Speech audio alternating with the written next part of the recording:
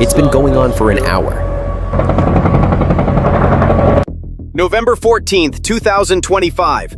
It was just past midnight local time. Everything appeared normal in the Novorossiysk Gulf.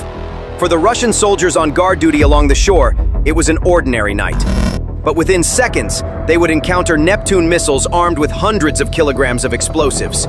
These were no ordinary missiles. They were land-based, with a range of 1,000 kilometers and reinforced with heavy explosive payloads. But for Ukraine, this was still an almost impossible task, because the port of Novorossiysk was the most heavily guarded area after Moscow. This was not an ordinary seaport. It was Russia's largest port. It was bigger than St. Petersburg or Murmansk. A multi-layered air defense system supported by Pantsir and Tor systems, a total of 12 S-400 launchers stood over Novorossiysk like an invisible dome. Breaking through this dome seemed impossible even for Neptune missiles. For Russian generals, Novorossiysk was a untouchable box on the map, outlined in thick red. But that night, the generals' complacency would cost Putin's army dearly. Because Neptune missiles were perhaps the only weak point in the seemingly impenetrable S-400 defense. Somewhere in Ukraine, a camouflage truck was quietly waiting, hidden among the pine trees. This truck was stationed in the Odessa region, at least 600 kilometers away from the port. The non-commissioned officer sitting in the driver's seat reached for the red cover beneath the panel, paused for a moment, then pulled it open with a decisive motion. Behind the truck, 4 long capsules rose vertically, like 4 giant tubes almost extending the length of the vehicle, pointing toward the sky.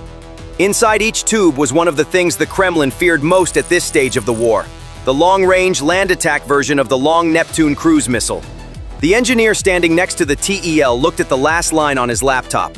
Wind, temperature, route, intermediate navigation points, sea skimming profile over the Black Sea.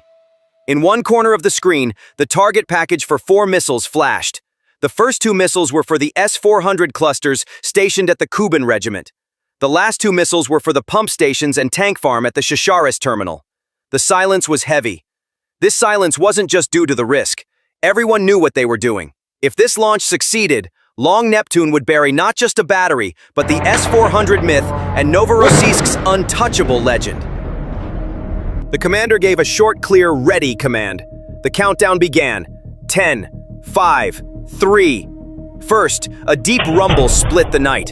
Then the lid of the first capsule at the back of the truck blew open, and a shadow shot out.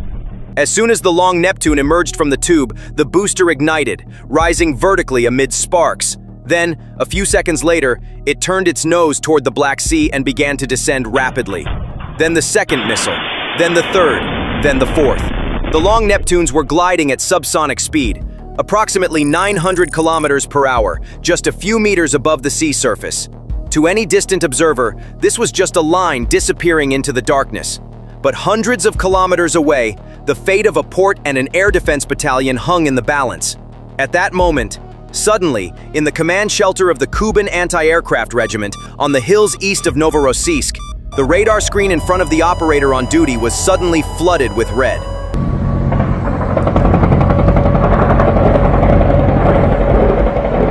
Until just moments before, the screen had shown only civilian traffic and a few routine tracks gliding slowly over the Black Sea.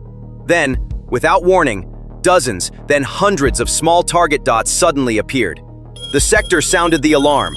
The targets were at different altitudes, coming from different directions, flowing directly over Novorossiysk.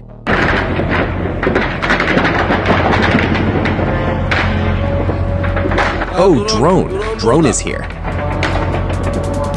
Oops. The Long Neptunes were flying just a few meters above sea level at that moment, literally skimming the sea surface. This flight profile meant slipping below the radar horizon. The S-400's theoretical range of 400 kilometers was, at that moment, only theoretical due to the curvature of the Earth. No matter how powerful you make the radar, you cannot correct for the curvature of the Earth. Ukraine turned this physics to its advantage. After leaving the missile ramp, the Long Neptune first climbed to a safe altitude and locked its course using INS/GNSS. Then, as it approached the Black Sea, it rapidly descended. It was now both reducing its radar cross-section and advancing in a corridor invisible to the S-400s. Meanwhile, FP-1 and FP-2 kamikaze UAVs deliberately dove into the very heart of the S-400 radar lobes, forcing operators to lock onto weak, hard-to-select echoes. At first glance, the image on the Russian officers' screens was a massive swarm. Target or jammer? Cruise missile or simple quadcopter? The screen was a mess. The Russian operators chose the reflex their training dictated: fire at the most visible, densest cluster. This was the deadliest tactical mistake of the night, because they were decoys sent to overwhelm the radar screen. Soon, long Neptune cruise missiles, each carrying hundreds of kilograms of explosives, would turn this screen and this city into a veritable hell from far behind the map. They were flowing in a wide arc at different altitudes, directly towards the Krasnodar region and Novorossiysk. The drones were infiltrating at low altitude, occasionally changing altitude, jumping their radar tracks, and challenging Russian air defense algorithms.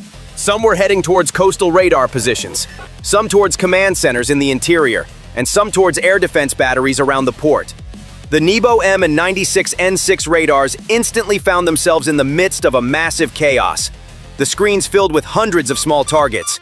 Threat classification software elevated even these inexpensive drones to high-priority target status. The first Pantsir batteries began riddling the sky. Then, the S-300 and S-400 batteries fired their expensive interceptor missiles. The white streaks piercing the night, the bright explosions opening up in the sky, were reflected in the sailors' cameras at the port like an air defense show. That slightly mocking, "Very nice," comment you hear in the background of those videos was actually a live description of the Russian air defense system consuming itself. Russian operators thought, "We're taking them all down," and excitedly tracked the kill count numbers on the console. But the real critical mistake was made right here. All attention was locked on the sky, on high altitude. The clutter and target swarm on the screen obscured the real threat, because right behind the FP swarms, over the Black Sea, 4 long Neptunes were gliding along the wave crests, slipping in from the very bottom edge of the radar envelope, the dead band. The sea skimming profile instantly weakened the powerful radars of the S-400s. These systems were designed to hunt high and medium altitude targets from hundreds of kilometers away.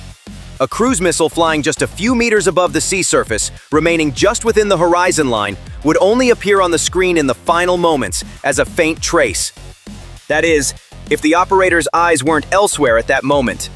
The first 2 long Neptunes rose slightly after crossing the coastline and took on the silhouette of the hills. The IIR heads woke up. Hotspots appeared one by one on the thermal scene. On a hill, a giant 96N6 radar antenna was spinning as an orange spot. Right next to it, the 92N6 engagement radar was visible with its rectangular panel. On a slope, 4 S-400 launchers parked side by side left a warm silhouette in the night's cold with their cylindrical tubes. The software inside Neptune matched this image with a template in its memory. Radar, gunner, launcher, all merged into a single deadly package. The first missile, with a slight nose correction, settled on top of one of the S-400 positions. It came low, rose at the last second, and plunged right into the center of the radar launcher cluster. For a moment, everything froze. Then, a massive explosion rising over the hills split the sky above Novorossiysk. The warhead of the long Neptune detonated next to the launchers parked beside the radar. In the first moment of the explosion, the spinning head of the 96N6 was thrown into the air, its scattered fragments mowing down the surrounding equipment. Milliseconds later, some of the S-400 missiles inside the launchers also reacted and began to explode one after another. It was a chain reaction. First an explosion, then columns of fire gushing from 4 separate points. Cameras on the port side recorded a flash of light, followed by a giant fireball swelling with the second, third, and fourth explosions. The second long Neptune headed for the other cluster seconds later. This time the target was the other launchers clustered near the 92N6 engagement radar. According to telemetry, the missile hit its target with only a few meters of deviation. The same scene repeated itself. First the Neptune strike, then the generators exploding, and finally, a series of S-400 warheads flying into the sky like an uncontrolled fireworks display. Satellite images leaked in the early morning clarified the picture. At least 4 S-400 launchers were destroyed. 2 96N6 early warning radars and 2 92N6 target acquisition radars were completely wiped out. The remaining 8 launchers were still on the field, but they were now nothing more than blind and deaf shells, unaware of what or how to strike.